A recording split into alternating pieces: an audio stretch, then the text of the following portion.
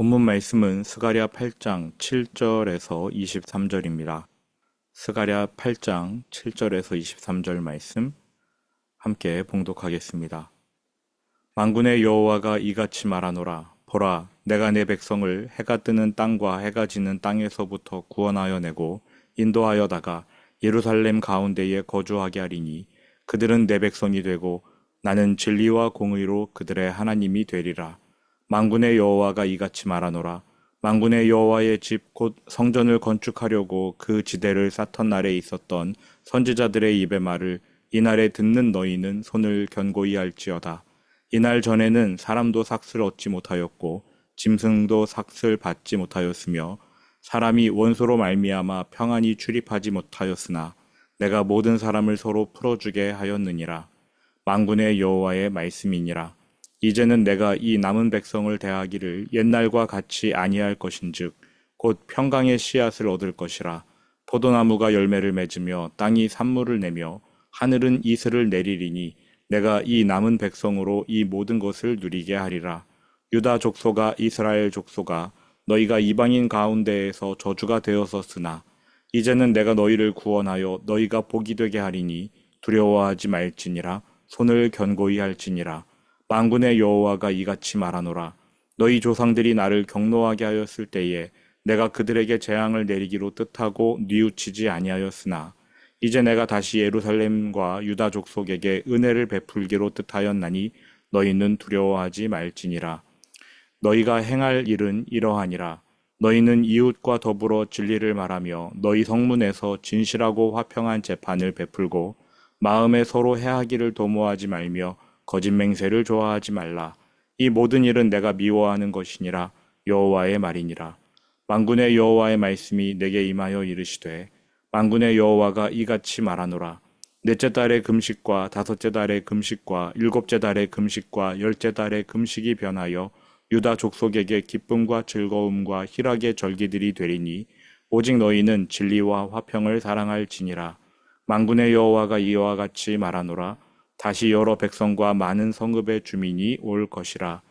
이 성읍 주민이 저 성읍에 가서 이르기를 우리가 속히 가서 만군의 여호와를 찾고 여호와께 은혜를 구하자 하면 나도 가겠노라 하겠으며 많은 백성과 강대한 나라들이 예루살렘으로 와서 만군의 여호와를 찾고 여호와께 은혜를 구하리라. 만군의 여호와가 이와 같이 말하노라. 그날에는 말이 다른 이방 백성 10명이 유다 사람 하나의 옷자락을 잡을 것이라. 곧 잡고 말하기를 하나님이 너희와 함께 하심을 들었나니 우리가 너희와 함께 가려 하노라 하리라 하시니라. 아멘.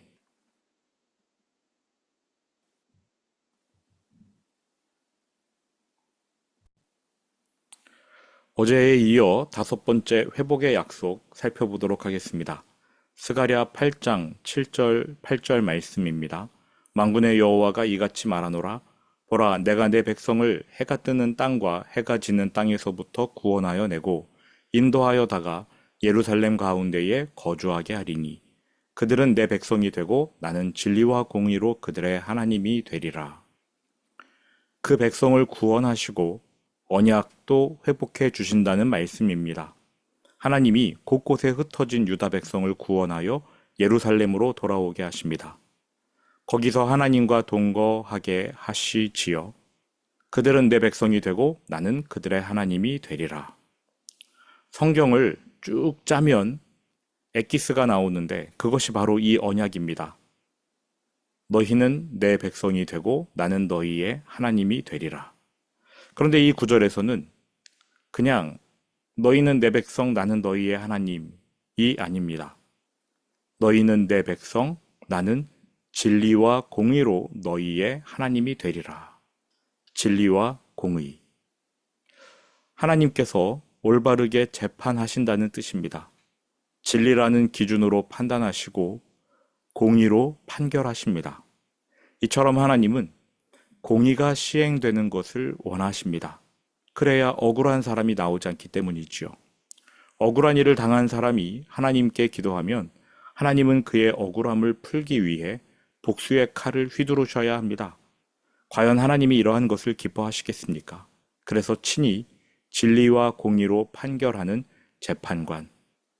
그 사회에 억울한 사람이 신원해 달라고 요청하는 일이 없도록 하나님께서 그와 같이 하신다는 것입니다. 여섯 번째 회복의 약속 9절부터 13절까지인데 먼저 9절 10절을 봅니다. 만군의 여호와가 이같이 말하노라. 만군의 여호와의 집 곧 성전을 건축하려고 그 지대를 쌓던 날에 있었던 선지자들의 입의 말을 이 날에 듣는 너희는 손을 견고히 할지어다. 이날 전에는 사람도 삭슬 얻지 못하였고 짐승도 삭슬 받지 못하였으며 사람이 원소로 말미암아 평안히 출입하지 못하였으나 내가 모든 사람을 서로 풀어주게 하였느니라. 성전 건축자들에게 주시는 보호의 약속입니다.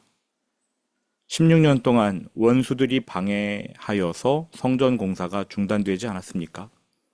그런데 공사가 중단된 기간 중 그 백성이 열심히 농사를 지어도 소출이 없었어요. 일을 해도 소득이 없었습니다. 있는 소득마저 연기처럼 사라져버리는 특이한 현상을 겪게 되지요. 왜 이러지? 난 열심히 일했는데 의아해합니다. 그런데 원인이 간단해요. 예배를 통해 깨끗함을 입어야 하는데 성전을 짓다 말았으니 예배가 온전히 거행되지 못합니다. 손이 깨끗함을 얻지 못해요. 그러한 손으로 일하니까 일이 더러워지고 더러워진 일에서 좋은 열매를 맺지 못하는 것입니다. 결국에는 선지자들이 나서야 했습니다. 학개와 스가랴 선지자가 외쳤어요. 성전은 폐허로 남아 있는데 어떻게 너희들이 판벽한 집에 사느냐? 너희 손으로 하는 일이 잘 될 수가 없다. 이들의 말씀을 의지하여서 공사를 재개했습니다. 2년 3개월이 지난 지금 하나님께서 회복의 약속을 주십니다. 이제 너희가 소출을 얻을 것이다. 이제 너희에게 삭슬, 즉 소득을 하나님이 허락해 주신다. 하나님께서 성전 공사를 맡은 자들을 보호해 주신다는 약속입니다. 11절부터 13절 만군의 여호와의 말씀이니라. 이제는 내가 이 남은 백성을 대하기를 옛날과 같이 아니할 것인즉 곧 평강의 씨앗을 얻을 것이라. 포도나무가 열매를 맺으며 땅이 산물을 내며 하늘은 이슬을 내리리니 내가 이 남은 백성으로 이 모든 것을 누리게 하리라. 학개서의 내용이 기억나시는지는 모르겠지만 원수가 공격하니까 두려워서 성전 공사를 중단하고 내팽개쳐 쳤습니다. 성전이 없어서 예배를 드리지 못했고 예배를 드리지 못하니까 죄 씻음을 받지 못했습니다. 죄악을 해결받지 못해 손이 더러운 채로 농사를 지으니 생산물이 없고요. 월급을 받는 족족 다 사라졌습니다. 그런데 이제 성전 공사를 다시 시작하니까 하나님이 복을 주신답니다. 열매 맺는 씨앗, 평강의 씨앗을 주신대요. 포도가 열매를 맺고 땅이 산물을 내기 시작합니다. 13절 유다 족속아 이스라엘 족속아 너희가 이방인 가운데에서 저주가 되었으나 이제는 내가 너희를 구원하여 너희가 복이 되게 하리니 두려워하지 말지니라. 손을 견고히 할지니라. 하나님께서 그동안의 저주를 받고 복이 되게 하신답니다. 두려워 말아라. 손을 견고히 하라. 성전 공사에 매진하라는 것입니다. 예배에 집중하라. 그러면 살게 될 것이다. 일곱 번째 회복의 약속 말씀 14절부터 17절인데요. 먼저 14절 15절입니다. 만군의 여호와가 이같이 말하노라. 너희 조상들이 나를 경노하게 하였을 때에 내가 그들에게 재앙을 내리기로 뜻하고 뉘우치지 아니하였으나 이제 내가 다시 예루살렘과 유다 족속에게 은혜를 베풀기로 뜻하였나니 너희는 두려워하지 말지니라. 과거 하나님께서 죄악으로 가득한 유다 백성에게 재앙을 내리셨습니다. 그들을 바벨론으로 쫓아버리셨지요. 그러나 이제는 은혜를 내리십니다. 일곱 번째 복은 은혜입니다. 놀라운 복이지요. 받을 자격 없는 자들에게 주시는 선물, 은혜. 이후 하나님은요, 이 복, 은혜에 대한 책임을 부과하십니다. 은혜를 받기 위해서 우리가 할 수 있는 일은 없습니다. 은혜는 받을 자격 없는 자에게 주시는 선물이기 때문이지요. 그러나 은혜를 받았다면 그때부터는 해야 할 일이 생깁니다. 다시요, 은혜를 받기 위해 할 일은 없습니다만 은혜를 받으면 그때부터는 해야 할 일이 생긴다. 이건 기억하셔야 합니다. 16절, 17절을 보시기 바랍니다. 하나님께서 은혜를 베풀기로 뜻하고 은혜를 주셨기 때문에 16절 이렇게 말씀하십니다. 너희가 행할 일은 이러하니라. 공짜로 은혜를 받았으니 이같이 행하라 라고 하나님 말씀하셔요. 너희는 이웃과 더불어 진리를 말하며 너희 성문에서 진실하고 화평한 재판을 베풀고 마음에 서로 해하기를 도모하지 말며 거짓 맹세를 좋아하지 말라. 이 모든 일은 내가 미워하는 것이니라. 하나님께서 구원해 주시고 은혜 베풀어 주셨습니다. 공짜로 아무 공로 없이 그냥 허락해 주신 은혜입니다. 그러한 은혜를 받았다면 은혜 받은 자답게 살아라 라고 말씀하고 계시네요. 이웃에게 거짓말하지 말아라. 재판관들은 공정하게 판결하라. 너희 서로 싸우지 말아라. 우리가 어제도 보았고 7장에서도 살펴본 바 하나님이 그 백성에게 원하시는 것은 복잡한 게 아닙니다. 간단합니다. 공정한 판결, 인애와 긍휼, 가난한 자를 돕는 것, 서로를 해하지 않는 것. 심지어 하나님은 엄청난 은혜를 부어주시면서 이것만 행하라 라고 하십니다. 그런데 은혜는 다 받아놓고 이것을 지키지 않으려는 게 우리들의 마음 아닙니까? 그렇게 하면 하나님이 또 분노하시지 않을까요? 유대인들이 계속해서 하나님의 진노를 받는 이유는 은혜 받을 건 다 받아놓고 하나님이 원하시는 것을 지켜 행하지 않았기 때문에 그렇습니다. 8번째 회복의 약속입니다. 18절과 19절입니다. 만군의 여호와의 말씀이 내게 임하여 이르시되 만군의 여호와가 이같이 말하노라. 넷째 달의 금식과 다섯째 달의 금식과 일곱째 달의 금식과 열째 달의 금식이 변하여 유다족 속에게 기쁨과 즐거움과 희락의 절기들이 되리니 오직 너희는 진리와 화평을 사랑할지니라. 거칠애로 지켜온 금식들을 기쁨과 희락의 절기로 바꿔주신답니다. 그동안 예루살렘 성벽이 무너진 것을 기억하며 넷째 달에 금식했고 성전이 불탄 것을 기억하며 다섯째 달에 금식했고 총독이 살해당한 것을 기억하며 일곱째 달에 금식, 또 예루살렘 성 자체가 포위당하기 시작한 것을 기억하면서 열째 달에 금식했습니다. 처음에는 좋은 의도로 그러한 금식일을 지정하고 회개하면서 금식했겠지요. 시간이 흐르니까 퇴색합니다. 회개하는 마음은 사라졌고 종교적 거칠에만 남았어요. 하나님은 이러한 금식을 받지 않으십니다.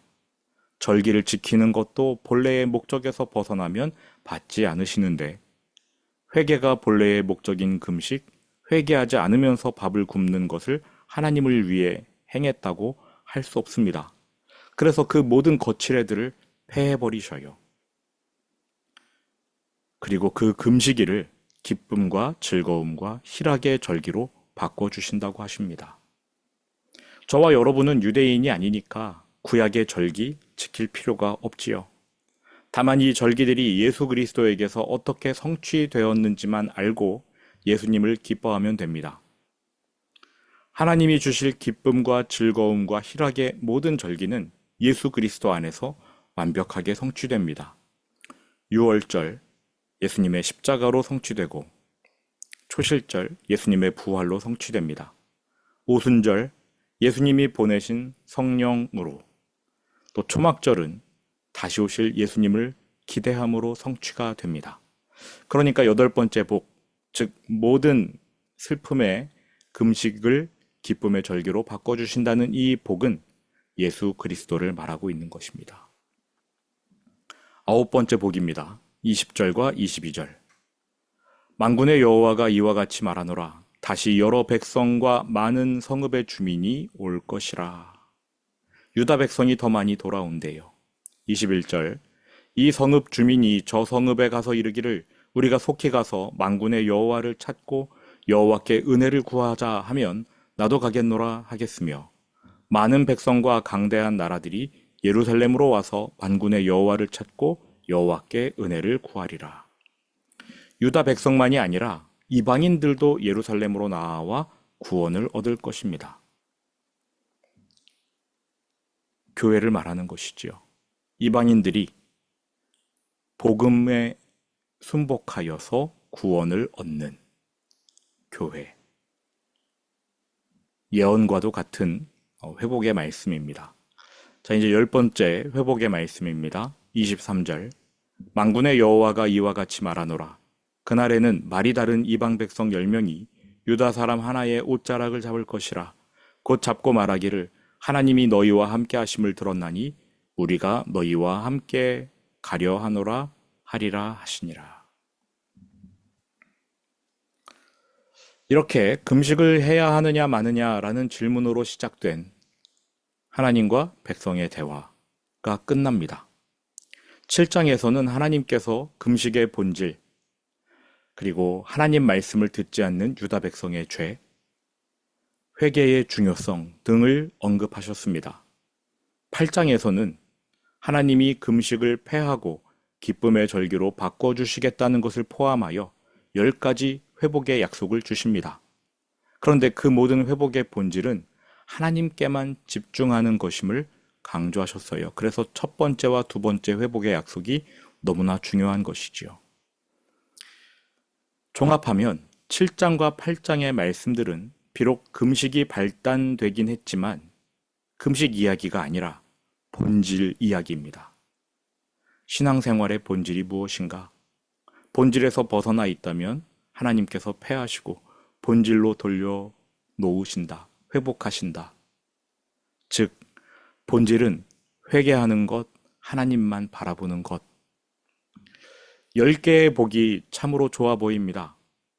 그런데 핵심은요, 1번과 2번입니다. 하나님이 질투하신다.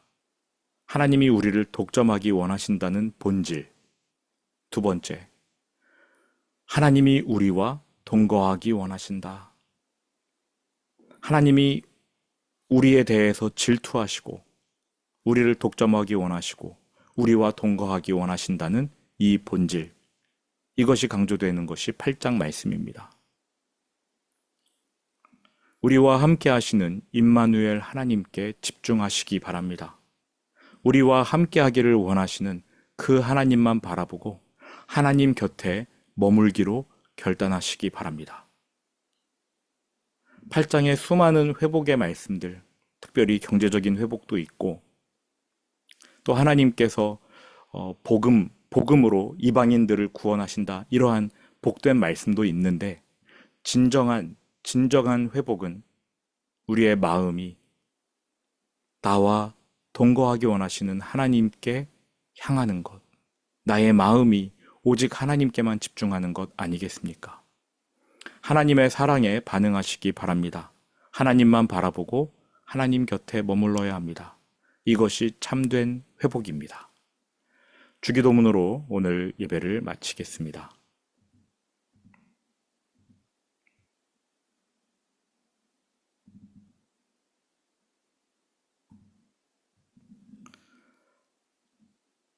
하늘에 계신 우리 아버지, 아버지의 이름을 거룩하게 하시며 아버지의 나라가 오게 하시며 아버지의 뜻이 하늘에서와 같이 땅에서도 이루어지게 하소서. 오늘 우리에게 일용할 양식을 주시고 우리가 우리에게 잘못한 사람을 용서하여 준 것 같이 우리 죄를 용서하여 주시고 우리를 시험에 빠지지 않게 하시고 악에서 구하소서. 나라와 권능과 영광이 영원히 아버지의 것입니다. 아멘.